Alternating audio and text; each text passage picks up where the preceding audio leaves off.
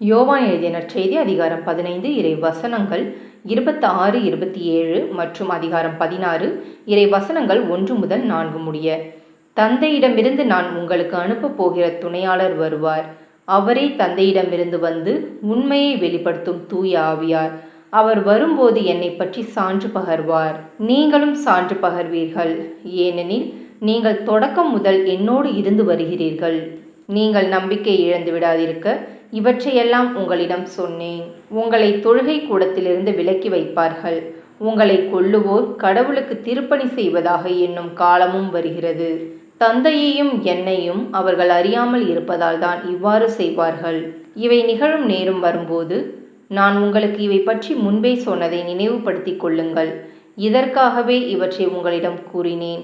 தொடக்கத்திலேயே நான் இவற்றை உங்களிடம் சொல்லவில்லை, ஏனெனில் நான் உங்களோடு இருந்தேன்.